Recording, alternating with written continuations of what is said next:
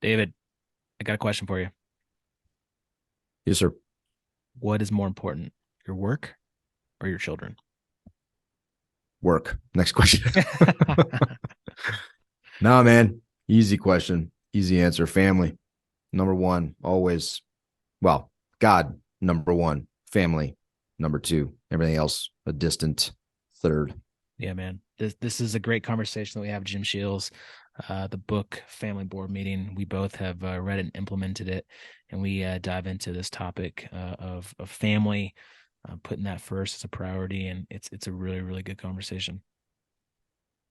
Yeah, I loved it. Love the book. Huge fan of 18 Summers as well, and Jim Sheils and his family. It's just such a huge inspiration, and really what I love about it, it's a quick read, small book, but will give you life changing advice. You just have to schedule it because what is on your schedule is what happens. That's right. Go listen and then go implement. Eat it. You're listening to Filling the Storehouse podcast. I'm David. And I'm Stuart, and we want to walk with you on the journey to living the abundant life through faith, family, and freedom. Our goal is to refine our why while helping you find yours. Together, achieve our best and highest purpose. In the end, we'll drive each other to intentionally fill our storehouse. All right. I am really, really excited about this conversation. We've tried to schedule this a few times with Jim, and Jim, you're a busy man, and we understand all the challenges and the conflicts of scheduling. But we're excited about this. This is a book, The Family Board Meeting, that Jim wrote, that David and I have implemented ourselves into our own family life, and it's been an amazing transformation for our family. So really excited to get into this conversation, Jim. Thank you for taking time out of your schedule to be here with us. No, happy to be here. Thanks for having me, and congrats on your recent retirement. And thanks for the last 20 you guys put in. Thanks. Yeah, it's been fun. We've definitely had some challenges with that change in our daily lives, and we've talked about it a little bit on this podcast. But it's been good. It's been really good. I'm growing my hair out to kind of follow your form of the Wow, you're long flows and locks, and a surfer hippie now, huh? that's Look at right, man. That's right. There's no Yeah, surfing here in Colorado, but David's I'm a trying little to. farther behind you, but I'm he's growing it out. No, man, check it out. It's coming out nicely. It's I like no, it. this is like the hippie cut for me, man. I gotta get a razor to this really quick, really quick. I love it. I love it. Jim, so if you could, for those that haven't read the book, don't know, much about your background, if you could give us a little bit of a backstory about kind of who you are, what you did, what you're currently doing, and then how it came to how you came to write this book. Yeah.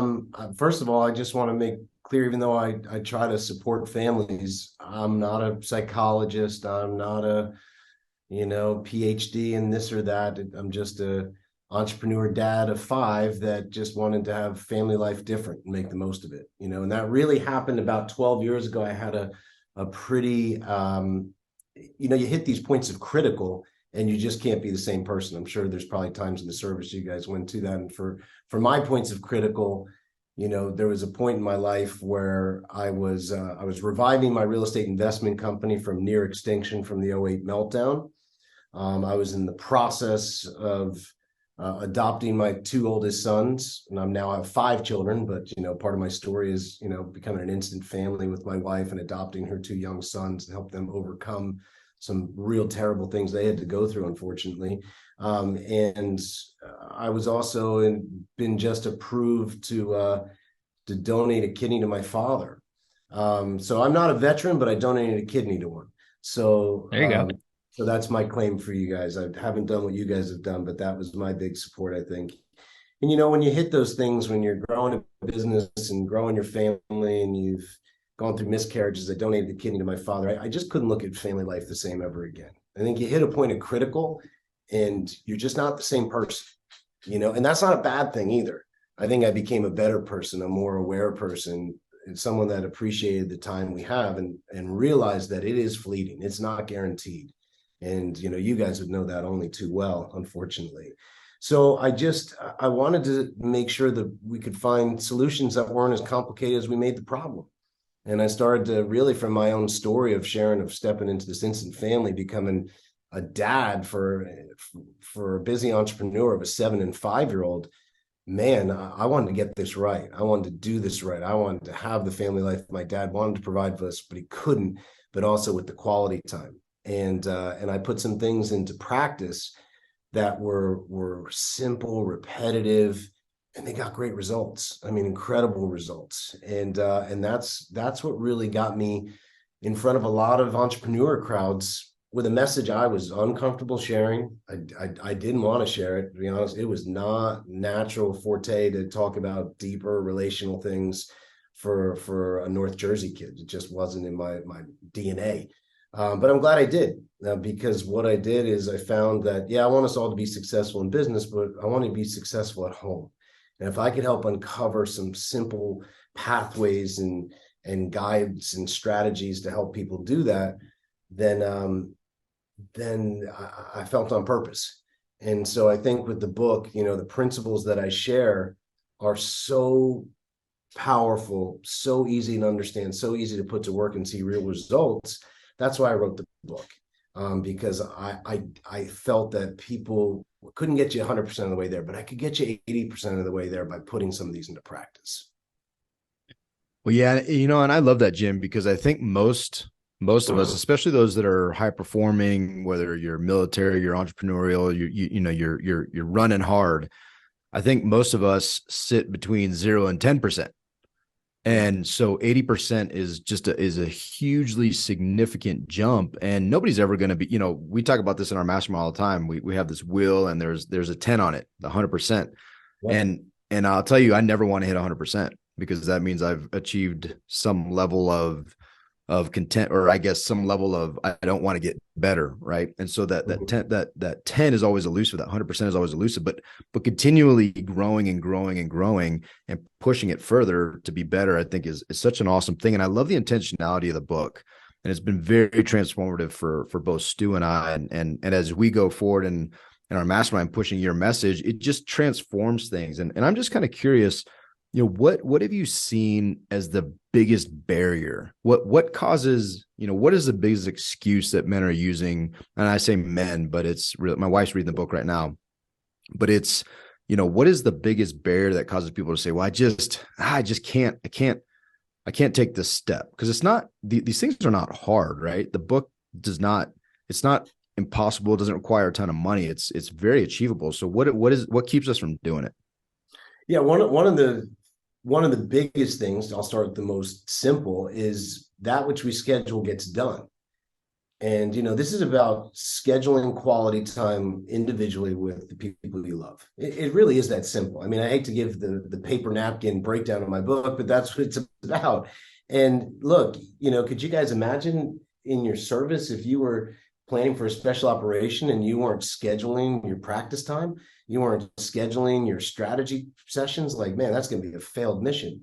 And I'm talking guys worth 150 million, where like, I read the book, can't do it. I'm like, well, have you scheduled it?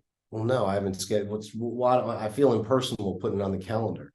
When we schedule a date with my wife, for example, like guys, I appreciate you, but I'm not doing a podcast with you Wednesdays, 5:30 to 8:30. That's date night. I'm not available. I'm not going to clients. I'm not doing this. I'm not doing, kids sports things. That's for me and my wife. And when you schedule it, things get done. Same thing with my kids now. So a lot of the times, because they just won't schedule it, David, they don't schedule it. And that's the starting point to put these principles to work. The second thing is there is an underlying lack that no one wants to talk about, that we're not good enough. Especially for men, I am sexually biased, where I say we are less emotionally evolved. For my general thing of what I've seen, men are less evolved emotionally, and so it's very uncomfortable to possibly have that one on time. And not only that, we have a pretty nasty little dude on our shoulder that says, "Oh, we're not good enough," for service guys. And I've worked with a lot of service. Well, I was gone for so long, so, screw it, it's too late. Like, I've already missed those first 7 years. I was doing what I had to do for my family and the country, but now I've messed it. So they down talk themselves so much, like they don't deserve the time. It's too late. I'm too far behind the eight ball. Those are the two big things that I see. They won't schedule, and then they already have that little negative dude on their shoulder saying, "Oh, this is too simple. What? It's not going to make that much of a difference." There's just this self-defeating voice that keeps playing. That's powerful, man.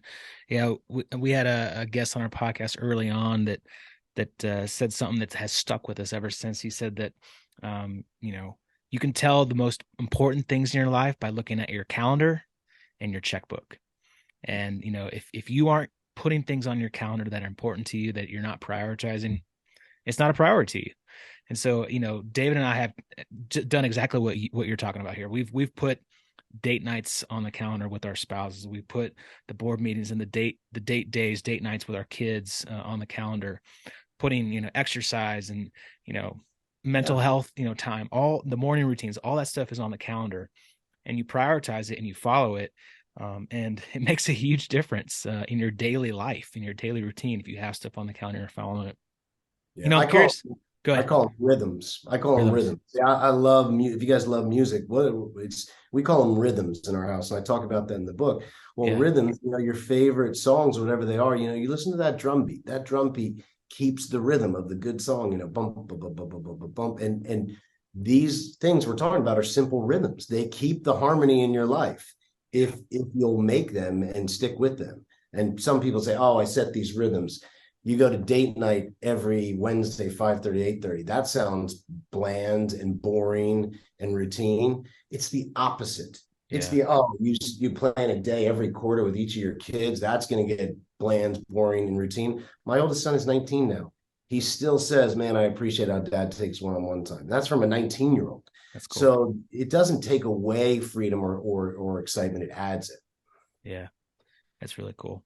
Hey, if you could, I reread your book just recently, and this story that you kind of start with, this story of taking your friend to Alcohol Anonymous and understanding the background of that, and all these individuals having entrepreneur family members, entrepreneur dads.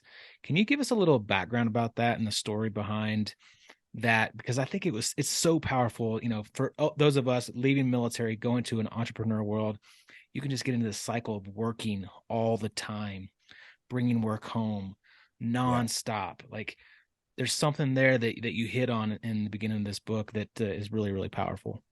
Yeah, it was interesting. And that was actually the end of a 60-day detox rehab for someone that I was close to. And I went to this and I got invited on the final days where they're trying to bring it in. And it was a small group of pretty top-notch rehab facility. And it was interesting. They get all the family and the people together and everyone's going around. Every single person had a successful business. Every single one of them.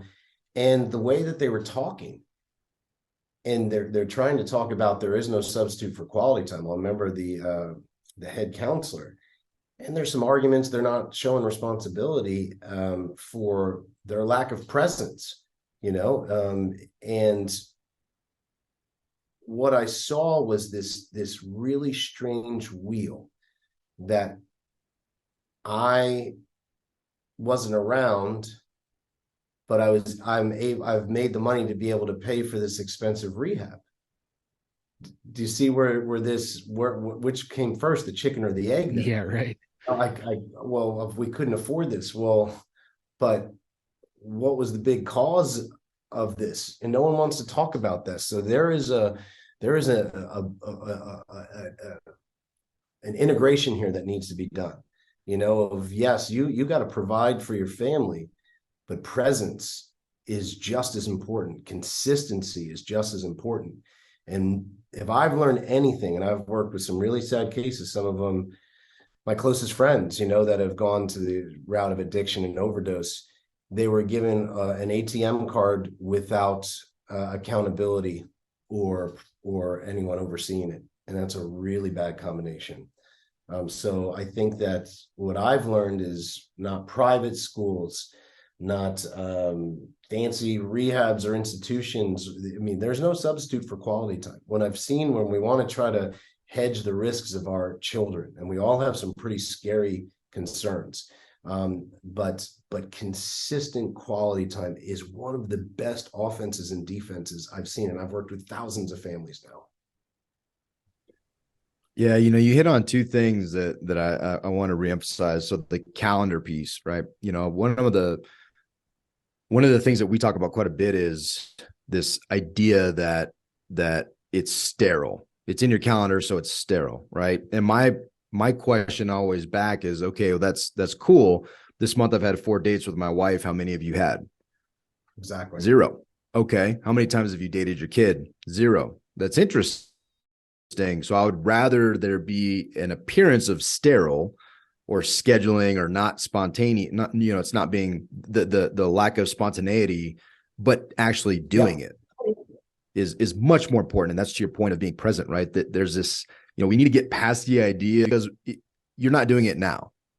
So try scheduling it. Well, and see the impact.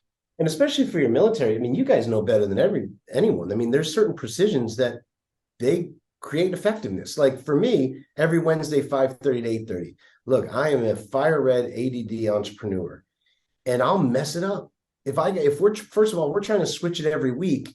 Oh, I might go over this. We'll do this. I mean, we have 5 kids, so we need, our babysitter. Like if it's a standing day of every Wednesday, 5:30 to 8:30, my EA knows not to schedule me for anything. Our babysitter knows she needs to be here. I really don't want to travel. Like if I don't travel anywhere near as much as I used to, but I'm going to say, no, fly me out early Thursday morning. And so in that time of those 3 hours, I'm regrounding with my wife every week. It keeps emotions high, excitement high, love life high, all those things. But like you said, all these people are like, oh, that sounds boring. I'm going to go by the seat of my pants. Okay, how has that been working for you? When I've been in front of some pretty big groups, I mean, some big business organization groups, I'll say to them, like, how many of you can tell me, the day and time you meet with your CFO or sales team every week? And they all raise their hand. And I'll say, how many of you can name the day and time every week you meet with your spouse for a date? And it's less than 10% of the hands go up. Yeah. So it's not like the date is the day and the time is routine. Man, in those 3 hours though, I mean, we're having a shitload of fun. Like we're, planning something and doing that. And there's always something to look forward to. And for my wife, and I'm sure you guys have experienced this, for me, it's like she has my attention. She knows that's coming in just a few days. And when she knows she's going to be able to talk to me, like it doesn't feel like they're getting pushed to the side. Like they really have the chance to possibly get something off their chest, to discuss something they're concerned with, and not in between rushing from this, that, hey, see you later, I'm taking this call. It's real focus. Well, yeah, and it's powerful because the people around you also know. And I think that there's nothing greater than living, influence by doing, right? We could talk about it all day, but when your assistant knows, hey, Wednesday is date night, like that has an impact on your assistant. That has an impact on their life and how they perceive what they want in the future. And it's an awesome way to not only live, but to influence and to bring positive to others, which I think is absolutely phenomenal. And then the other point that you said, and it popped in my head, is the when then thinking, right? Well, when I achieve XYZ in my business, then I'll have time to spend with my kids. Then what we've seen, and really the foundation, one of the biggest foundations of why we started our men's mastermind, is because we were seeing the then was gone. And then what existed was regret. And I wish I would have, and potentially rehab. And maybe the family's not even there anymore, because when you were doing things, well, now they're gone. Because they needed somebody else. They needed a dad. They needed a husband. They needed presence. And so that when then thinking is so poisonous. Go ahead. Yeah, no, I mean, you're hitting all the nails on the head. And what we have to remember is the years are not all created equal. I mean, that's a saying a friend of mine who's a big author said, David Bach, he was at one of our retreats and he taught me that saying. And what he meant was, what your 5-year-old spends time with you like is not what your 25-year-old is going to spend time with. That's why I created our companies called 18 Summers, because it's a simple math equation. Studies have shown the average person will spend 85% of the quality time they ever have with their children by the end of the 18th summer. Think about that for a minute. So what does that do to every person listening here? They're doing that simple math, 18 minus 7, 18 minus 9, right? And these are just stats. And what I believe is that's the average person. Can you extend that? Yes, I think you can if you're intentional. But it also means the years are not all created equal. And there used to be this horrible, horrible advice out there. Look, put your head down for the next 5 years and get it done. Your family will understand. Look, usually then someday never comes and your family won't understand. And a lot of the time, sometimes they'll be gone. But what I found is they're not gone normally, but if they if you had to be honest, really honest, that your family views you as a stranger. You are just simply a part-time disciplinarian, an ATM machine, maybe just a roommate, and those types of disconnections, when they happen, like you were hitting on, there's 3 dominating emotions: guilt, depression, and bitterness. And you tell me the person who can be at their top of their game personally or professionally when guilt, bitterness, and depression are dominating. You just can't. Yeah, that's awesome. Stu, before your question, one thing you said also I just want to highlight is we had a guest recently, and that advice, he took that advice and he said, but the problem with the 5 years, I think he said 3 to 5. He said he took the 3 to 5 head down advice, and his comment was, unfortunately, they don't tell you that initial business, that 3 to 5, may not be the one that succeeds. So then you have to put your head down for another 3 to 5. And for him, we're always right. We're always hitting a new benchmark, right? The 3 of us might be sitting out here today and saying, we need to get to the next. 5 years ago, and we're like, holy shit, we've done really well. That 5 years ago, us would have been pretty happy, but there's that continual growth, which is a good thing.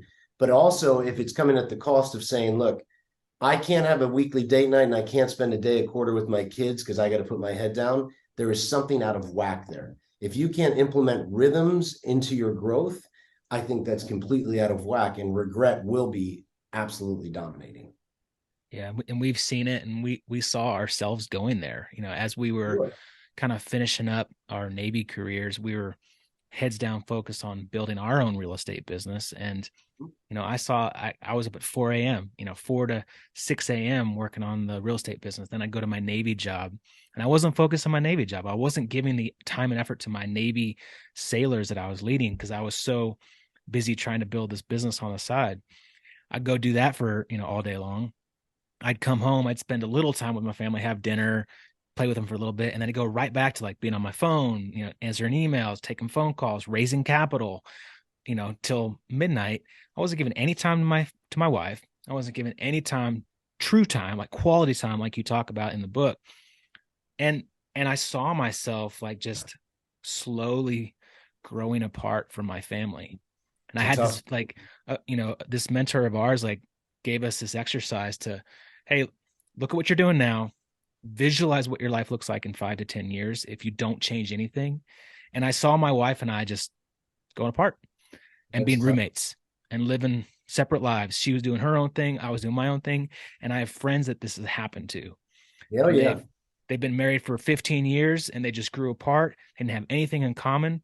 And they were just roommates with kids. And it's really, really sad.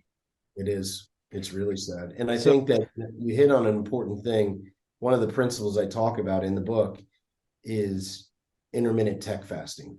You guys have probably heard of intermittent fasting. You both look healthy and fit. Intermittent fasting, there's been a lot of studies on organ revitalization, weight maintenance, muscle tone, all sorts of benefits, right? You're not giving up eating, right? But you're saying, I'm going to eat between this time and this time. What I found with the phone is, or the laptop, whatever you want to call it, but normally the phone, you have to have times of complete and total unavailability. If there's always that ability for that dreaded inside your pocket, you will never be completely present. And as soon as it hits, your brain's going to go into 7 different directions. So this is the power of rhythmizing and being all in or all out.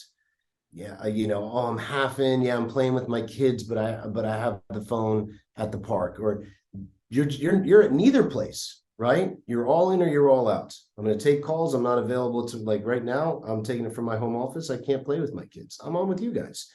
But if I'm getting off and I'm doing an hour lunch with them, You guys aren't getting me either. You see what I mean? So this intermittent tech fasting is really important. Be available, be unavailable. But don't, there used to be that, badge of honor. I'm available 24/7 for my real estate investors. Yeah, F that. Like, I'm available for this Yeah. time, and then I'm available for this time for my family and me and my workout. And, so that intermittent fasting, that intermittent tech fasting, once people start to see that, and they have they have shut off periods. Date night, guys, man, did I mess up date night in the beginning, where how rude of me to answer a text, an email, stupid Facebook thread that doesn't matter to anything. Like, that's not allowed anymore. My kids' days, you will never, ever, ever see my phone on. The only thing I'll have is airplane mode to snap 1 or 2 pictures, because I want to commemorate that for the next, however many years. But having that tech, that's going to free back up time and give you that. Do you guys remember in the first Spider-Man with Tobey Maguire? He by accident, he's learning his powers. He flings the tray onto the big bully, and he's going in. The big bully, he's just realizing the big bully's, and he throws that punch. And it's kind of like, he is so aware. He's looking at the punch getting thrown. He's watching it. And he just has such an awareness and like a completeness of seeing it all coming. That's how I feel when I turn off my phone sometimes now, because there's nothing that's going to get to me. There's nothing that's going to distract me. I'm fully there. So anyway, for what that's worth. Yeah, no, it's awesome, man. And I see it. We've seen it a lot in this real estate investing world that we're all a part of. There's the same thing, like with beating my chest, like I'm grinding, I'm hustling, I'm working my tail off, I'm working all hours of the day and night, and more doors, more income, more passive, blah, blah, blah. And it's a bunch of crap.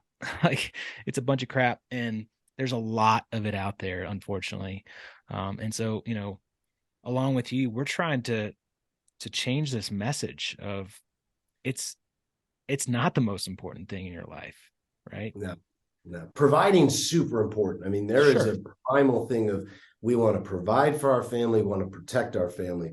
But sometimes, this was a mentor kicking me in there, sometimes you just got to be there to love them. And if you're just always, in providing mode or in protection mode, you're not taking the space to love them and enjoy them. And we got to keep that balance. It is a 3-legged stool here. And if you got 2 legs on the bar stool, have fun sitting on it. So, yeah. Well, and we've been really hitting hard recently of, hey, what does it mean to provide? So yes, we agree 100% with all you men out there. Providing is a critical function for what we do to our families. But what does that mean? Is that just bringing them a paycheck, or does, like you said, Jim, maybe providing is just providing a little bit of love? Maybe providing is providing your presence, your ears, your advice. And it's hard to do those things to truly provide if you're not present. And I think, even the cell phone thing, that's on the tech, that's on my calendar from 4 to 6 every day, says phone down, kids time. And it's in the calendar, right? Yeah. Because if you want to honor it, like you said, if it's not scheduled, it's not going to happen. And so for me, and Stu's the same, and I'm sure for you too, Jim, we are very much type A driven, want to crush business, but we want to crush family too, right? In a good way. We want to crush family time. We want to be present. We want to provide, and we want to be the example. We want to be that man that our kids are looking at, that our wives are looking at and saying, man, that guy, he's at a minimum, he's trying really, really hard. And at the best, hey, he's crushing it. He's doing a great job. My dad is the guy. And so I love, how you just emphasize that. And then one other thing you said that I think is so important that people do not hit on. And that is, if you're an entrepreneur, or you're a businessman or whatever, just in business, divorce and all the negative traits as you highlight, the depression, the bitterness, those things are very, very expensive and detrimental to business. Huge. Right. How to cut your wealth in half and then some, and your emotional stability and happiness by even more. It's Yeah, I've heard so many expensive lessons, guys, because, getting into this book that I didn't want to write, and then all of a sudden being asked to speak, and then hosting family retreats for years, these guys who were pretty influential and leaders in their industry were complete failures at home, and they were in pain. And I'll take it to an even bigger one. I tell this story about Steve Jobs. Steve Jobs, there was his biographer's name was Walter Isaacson. And right after Steve passed away, someone sent me the article. And the article talked about that Steve Jobs spent his final days with his biographer doing interviews to explain to his wife and children why he wasn't there for them. And Jobs was quoted as saying, I wanted my family to know who I was. I wasn't always there for them, and I wanted to explain why and for them to understand. It's pretty powerful. And supposedly this guy Isaacson, the biographer, right there in his, near to his deathbed, said, Steve, are you glad you had a family? Are you glad you had children? And Steve fired right back. And what he said was, it was 10,000 times better than anything I'd ever done. Mm. So it's, and I think of that where, and first when I read this, and it's what I needed to hear. This is, again, bringing back to business, in the process of adopting my 2 sons. Just got approved by the Mayo Clinic to donate the kidney to my father. I'm getting hit with all these things, and I'm that A personality business guy. And, it hit me pretty hard that this was happening. I tried to deny this story, like, oh, Steve Jobs, he had a reputation for being a jerk. That's not me. But I thought, what if the rug of health was pulled out from me right at that moment? Would I be in the same situation 6 months from now, doing final interviews to do the same thing? Because I constantly did those new benchmarks and this and that. And so that was a really powerful lesson for me. Again, Steve Jobs, I don't know him. Obviously, I could never compare to his business accomplishments, possibly one of the greatest entrepreneurs of all time. But what we all have heard in different philosophies is a person receives extreme clarity at the end of their life. Mm. And that was the most influential thing I ever learned from Steve Jobs and all the business readings was, I think he left me some very important clues with those final interviews and that final thing of what he said. And it's like, look, I want to be a leader in my industry with my real estate investment company, but I want to be famous at home. You know what I mean? Like, I don't care if I have the giant murals or the candlelight vigils from a bunch of real estate investors if my family knows me as a stranger. So, and that might take some pressure off of people out there too. Like, it redefines, as you said, what is providing, what is success?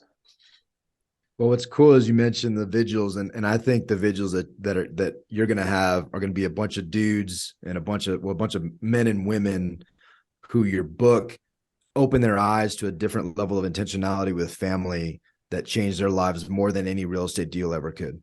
Right. And this is coming from a real estate investor as well. We built real estate businesses. And I'll tell you, this book was more transformative within the walls of my house, which has been much more significant than any number of doors that I could even conceive of ever closing on, period. Yeah.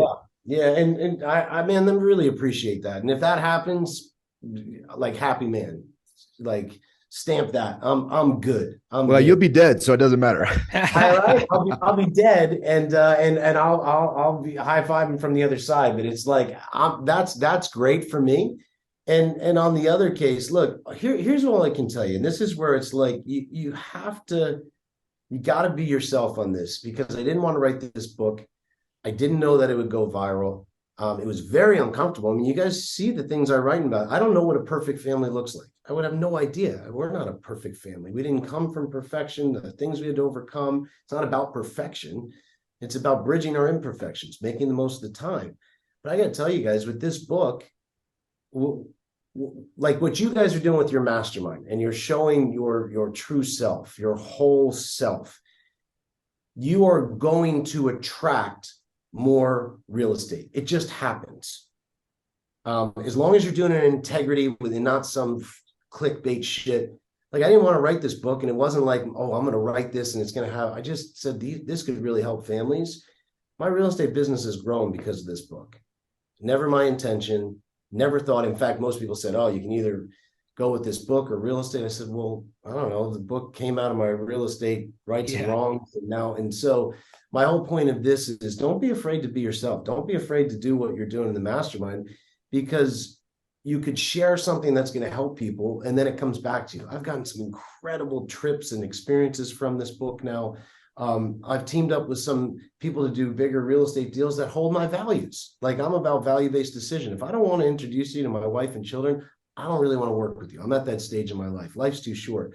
But guess what? This book has attracted those people to me to do some cool things and that. So as long as you're not trying to lead with that, with some, again, sort of, really slimy clickbait, which I never thought this would go anywhere. We're talking about an $800 budget. My wife was breastfeeding our kid when we first launched this first one. I got on 2 really big podcasts because they saw me speak that I never thought would put me on, and boom, here it goes, international. So for what that's worth, the reason I'm telling you that is, be true to what you guys are doing, be true to what you believe in, and if you try to make an impact in a positive way, it's okay to be different. Who wants a family talk at a business event? Well, no one, that's gotten me in a lot more doors authentically than any sort of here's my best real estate technique ever could. That's awesome, man. It's motivating for us to keep on going, to keep pushing our message. I appreciate that. Hey, let's get down to some tactics. I'm curious about, so for one, just quickly, I want people to go read the book, but just could you explain just what the board meeting is, what the family board meeting is, the tactics behind it, and then I want to kind of dive into some of the focused reflection time, because I think that out of anything, personally, I think for me, that's where I found the most purpose and fulfillment in this quality time, that conversation, that reflection time that comes after the fun. Yeah. So like I said before, I'm all about rhythm, keeping the beat, right? Saving me from myself. Yeah. So, date night every Wednesday, 5:30 to 8:30. The book's about a day of intention every quarter with each one of my children. You look at the most successful companies that usually have a quarterly board meeting. And quarterly board meeting, at least for the more entrepreneurial companies with a good culture, it was about reuniting the team and looking forward to the next 90 days. And when I started, with my sons, I called them Gym Days. Now they call me Dad. This is when I was first adopting them. And I offered them these coupons. And I said, we're going to do a quality day every quarter. And they're like, okay, what's a quarter? I was like, every 90 days, you're going to cash one of these in. And so it was just about scheduling a day where I was fully available just to them every 90 days, for at least 4 hours, half day to a day. And, that sounds like a lot, but when you schedule it, it gets done. And the book was really about having a day every quarter with each one of my children with 3 guiding principles. And that was one-on-one, intermittent tech fasting, and, that fun activity with focused reflection. And that's what the whole book is about. Every quarter I have a meeting. And again, this has been 12 years with my oldest, going from little tykes to grown men now. And that's the whole book, the power of one-on-one, power of, like I said, disconnect to reconnect, totally unavailable to my email, to my text, to my that, to fully focus on them, and let them plan the day, go all in. They want to go fishing, I'm going fishing. My daughter wants to have a princess party, I'm a princess for that, few hours. They go to where they want to eat, and then at the end, like you were talking about, Stu, that's the focused reflection time. Focused reflection is just saying, hey, what was your favorite part of the day? This is the chance where all of us guys are really tough in one part of the world and wimpy in the other, and being vulnerable and just saying, hey, I just really love this time with you. Or there's a chance right at this time, after having this day together, going all in with them, having a meal, and then just having a little time to talk. Maybe that's the time where you can say that apology, because we all know we get short, we get impatient, we're not present. And they notice, and we try to have that immunity. Well, I'm working hard, I'm providing, I don't need to apologize. Here's the chance where you can really seam up and strengthen the relationship and say, hey, the other week I was short and raised my voice and was totally out of line, and I'm sorry. And that was wrong. Or for some guys out there, hey, I know this divorce has been hard on you. It's not your fault. I'm sorry. Or it could be that sincere compliment. When I've worked with thousands of families now, most people, going from us guys to our wives to the kids, we're all looking for a genuine compliment and a sincere apology on something. And if this is the time when you can really provide it, and this is the time where your kids are going to open up about stuff that you're like, I can't believe they actually talked to me about this instead of their friends or the internet. And that's what we want, right? So that's what this whole thing is about. A day of intention every 90 days in cadence with your child, one-on-one, not with the phone on, and doing a fun activity that they choose, they design, you go all in on, and then there's some time to talk at the end. That's it. That's this whole paper napkin system, and it works. It's working now with tens of thousands of families easily around the world now. Yeah, man, it sounds so easy, and it honestly is once you just make it a priority and do it. Like I said, that which we schedule gets done. The Yeah. number one reason why this fails, it's not the principles. The principles, you guys get it. One-to-one time. I mean, I love my dad, but I never got one-on-one time with him ever. Yeah. Consistently. I never was taught about, tech fasting and what it can do for you, and then now the last one, that's really the principles of experiential education. These things are solid, and you're bringing them together for the relationships that you care the most about. They'll work if you schedule them. The gym works and the equipment works there if you go there 4 days a week, right? Yeah. Well, it's not that, the equipment doesn't work at the gym. No, you haven't gone to it. You haven't used it. So it's same thing here. Yeah. No, David and I talk about this a lot, but one of the most important things for me and being a dad that I hope to instill in my kids' lives is that they come to me for anything, and they are they're close enough to me that, if, hopefully not, like, bad stuff happens, they come to me, they open up. They're not scared to come and tell me when, they got drunk and they drove the car, right? They're not scared to come to me when, God forbid they get pregnant or, something like terrible, right? Like, because there are so many kids in this world that won't go to their parents when something bad happens. And so to me, in my mind, as I read this, as I practice this, that is the goal. I want my kids to not be scared to come to me and open up when something bad happens at school, a bully talks to them bad, any of those things that happen. I want to be there to help them and support them through, their tough times. Yeah, I agree. And the thing I think that'll help, and I love that you're saying that, I just saw a good friend of mine posted this short thing about a rabbi. And this rabbi said, I want my kids, I'm sure you guys remember the old school, like, I hope my dad doesn't find out, or man, I hope your old man's going to kill you. No, this rabbi said, I wanted my son to say, like you just said, he got drunk, he got in trouble. I want him to say, and if he's down the police station, I can't let my dad find out, like, gosh, I really need to talk to my dad about this. You know what I mean? It doesn't mean you're not going to disagree. It doesn't mean that you're not going to agree with the value or the action that was taken, but it's going to be clear, like, yeah, there's going to be consequence, but I'm going to be here for you. That's really, really powerful. Yeah.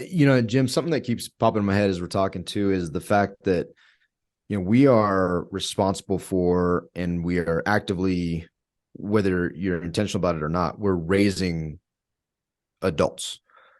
Yeah. The children that we have, we are instilling in them the values, we're instilling in them, we are instilling something. And so when you talked about, workaholic dads leading to alcoholic kids and broken families, I think we need to talk about it more, that, influence isn't just something that just happens and you hope your kids turn out well. And there's this, this desire and this hope. No, there's actions that you can take that will literally set the example, but will also, at least, nothing can ensure success. They're human beings, they're gonna make decisions on their own, but it can at least build a foundation that they can go back to. And it can at least give an example that they can draw from to make decisions in the future, right? And I think we too often we're very quick to pawn off the responsibility as parents to something else, to school, to grandparents, to something. And I'll tell you, it just is not. It's you're setting up these children to be unsuccessful adults, and I just don't think we think about those terms enough, and we don't think about our true level of responsibility and the generational impact that things like this have a direct impact. Yeah, no, I agree. And there's some sort of like unwritten rule out there too, that unless you have a teaching degree, or a master's in education, you have no place teaching your children. I think that's complete malarkey. I've never understood as, you guys are entrepreneurs. I want to take my financial security, my wealth into my own hands. I'm not really depending on the government or fancy institutions. That's just a decision that I made. And for a lot of entrepreneurs or guys out there trying to start their own real estate business or companies, I'm all for learning, but I don't hand the learning completely over for my children to fancy institutions or the government. I'm very involved in my kids' learning. I want to be side by side reading books with them or having discussions like we're having now. And shame on me if I'm not. If I'm saying, look, the success factor and the impact and purpose factor will go to a 10 if you're involved in something like that. That's just a huge thing. That involvement is key. I have no idea where, especially with teaching our children those really core lessons that aren't taught in school, where we're actually, oh no, I don't have a teaching degree. Oh, I can't do that. No, we need to step in and teach those things: personal development, financial intelligence, relationship skills. This is like kind of that, those three are like the core lessons that I tell my kids once they hit sixth grade. Look, there's lots of other things you're going to learn you might use. These you are going to use, whether you're, the artist, the athlete, the butcher, the baker, the candlestick maker, you will use these three things. And they're not only going to help you personally, they're going to help you professionally. And I want you to have success on both sides. And you probably won't learn these in normal school. So I'm going to try to step in and learn these side by side with you because I want to keep learning. Does that sound good? Great. So that's just, I'm probably going on a tangent here, but this is something I really believe in. Active participation in your kids' learning in key subjects. Again, offense and defense, that provides two of them. Well, and I think you hit an important point. A lot of these things are also things that are not going to learn. They're just, quite frankly, they're not going to learn, or they're going to learn them in the traditional sense, which is you look around and most people following the traditional means of financial independence and literacy are failing, right? It's not, these are not good lessons, and they're extremely important, and we should be taking ownership. And who better to do that than in your case, a successful entrepreneur? Maybe you could teach our kids because we're still on the path to trying to be successful at it. But in all reality, it's just taking that active role and being very intentional with it and developing. And your kids, you said it right there too. Hey, does this sound good? Let's do this together because I want to continue to grow. But there's a lot of lessons in all of that. Not only the specific lessons, the core things they're trying to teach them, but the example that, hey, I am not where I want to be. So let's do this together because there's always room to grow. Just that in and of itself is to defeat some of the fixed mindset and to get after some other lessons that we're teaching our kids. So it's all wonderful opportunities that can only be realized through intentionality and presence, which, intentionality, presence, and you hit the nail. I mean, that's all really well said. And along with intentionality and presence, kill Superman. This is something that I've gotten really clear on. A 7-year-old cannot relate honestly. If we used to put up these images I talk about in the book, where I used to, where it's like, oh, they say, have you ever been afraid? I mean, that at first the male bravado says, that's awesome. Like thinks that, but we all know it's bullshit. Of course you have. You've been terrified. You've been, you've had those setbacks, those unknowns. If we put ourselves to our children, we try to hold ourselves in this thing of perfection. We do no wrong. We have no fear. How are they going to relate to you? They're going to say, I don't feel that way. I don't feel invincible. I still have fears. I still have things that I don't feel comfortable doing or this or that. If we put up, first of all, it's not true. And secondly, it's going to put a huge divide in them wanting to open up to you. Well, I'm not going to open up to you. You wouldn't understand that I've just failed, or I'm terrified to do this, or I'm uncomfortable in this, or, why would they?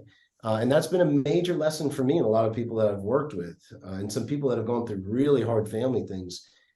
They thought they were leading by setting that perfection, fearless. And look, there's a time and a place for that.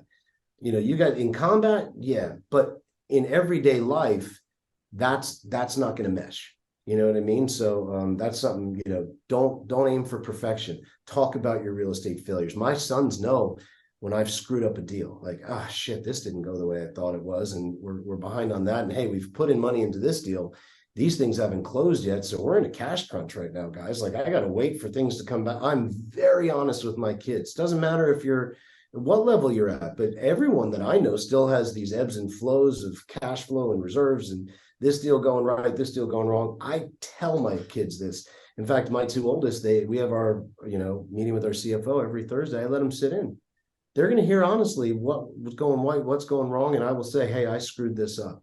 I should have done this. I should have waited for that to close. I shouldn't have gone into this. I should have done more due diligence on this. Hey, this one went really right. I've worked with this person, but they know.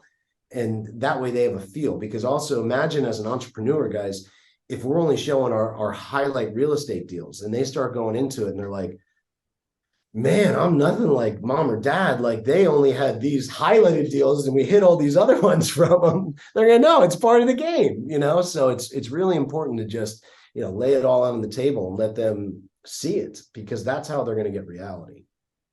David calls it the Insta life. We don't want to just have the Insta life on social media. We want to be real and be vulnerable, and we need to bring that to the family and the kids too. I love it, man.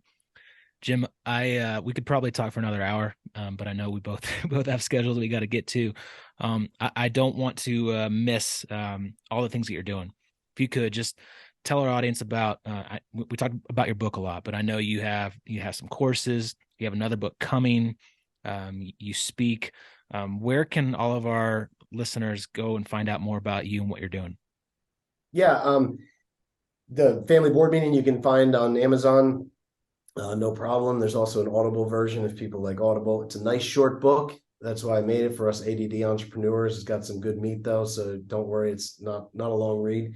And then 18summers.com. You can learn more about us, different programs that we do, different speaking that I do. Our next book is coming out probably mid-year, called The Passive Income Playbook. Nice. It's about how did my wife and I, through real estate, build up our passive income to be able to help others do the same and create a legendary family life with our 5 kids. Because that's what it's been about for me, is leveraging my real estate investments to have a legendary family life. And that's my goal, and that's what I try to live. That's awesome, Jim. Hey, thank you so much. I really look forward to the next book dropping. I'm sure it's going to be full of some gems, and I just want to thank you. Just take this opportunity to thank you and affirm you. This book is changing lives. So grateful. I thank God that you decided to do something you didn't want to do and write this book and push it out, and all the work that you're doing with families. I truly don't think that you are ever going to realize the full impact of that you're making on other people's lives and their families, and then generationally, right? The fact that I'm reading this book, my wife is reading it right now. We're going to implement, starting this month. We got 3 kids. So it works out perfect to meet with one every quarter, and then do it with my wife as well. For us, it's just it's going to impact our family. It's going to impact our children's lives, and it's going to make differences that you will never realize. And so I just want to thank you and just encourage you in that you're making a huge impact, and it's inspiring, and we're just very grateful for you. Cool, guys. Well, I really appreciate it. Keep up the good work. And my only, parting close is a mentor of mine named Dan Sullivan, is we'll look out at the horizon and, let's say you're on the boat, we're all going out towards the horizon. We're like, damn, the horizon's still far away. But if we just turn around and look behind us, we're like, man, we've come pretty far off the shore though. So I gotta, once in a while, stop looking at the horizon and look behind it, how far we are offshore. And we're like, yeah, we've covered some good ground, and that's been important for me, and hopefully others that will relate to. Once in a while, look back, see how far you've come offshore, give yourself a little credit, because I got a secret for you. The horizon's going to keep being kind of far away. Yeah. That horizon never gets closer. That's awesome, man. Hey, Jim, appreciate it. Like David said, this has been awesome. Guys and gals, check out 18summers.com. If you haven't read The Family Board Meeting, it's an absolute must read for 2023.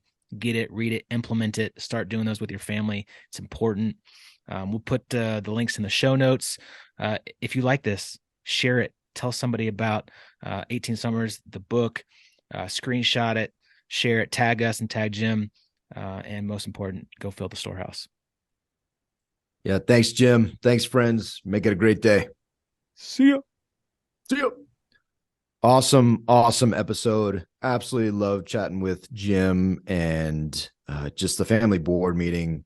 Incredible book, great resource. And I'll tell you, man, I think that the level of intentionality of doing something like this, reading this book, of taking our kids out of having these board meetings, hugely impactful, and and it'll enrich your life. I mean, at the end of the day, taking these steps will enrich your family's life, will enrich your life. And dude, it's possible, man. It is absolutely 100% possible to have a thriving business, to be an entrepreneur, to live your purpose in that realm, and also to be an amazing dad, to be an amazing husband, to have a thriving home. You can do it. And I love it. Yeah, man. The cool thing is it's easy. It really is. Like, it's such a simple concept. You just have to actually take action and do it. And you just have to put it on the calendar, schedule it every 90 days, and just make it happen. And it's so easy. And we want more people to be doing this. We are promoting this idea and the concept to make family a priority, to make your children a priority. And this is the stuff we're talking about inside the Storehouse Mastermind. We promote this book, we promote this idea, we tell people to schedule it, to do it, and they are. And it's changing men's lives, and it's changing families' lives. Just the simple concept of doing a family board meeting, doing a date day with your wife, doing a date day with your kids. It's powerful. If this sounds interesting, we're looking for more men that want to make this a priority, that want to have a powerful business and a powerful family life all at the same time. We're taking more applications. If you want to, go to storehouse310.com/mastermind and hit that submit now button, that join now button. We want more men that are taking action to make families an amazing part of their life every day. Do it. Go. Go. Take action. Be intentional. Do something about it. Be different. Be better. See ya. See ya.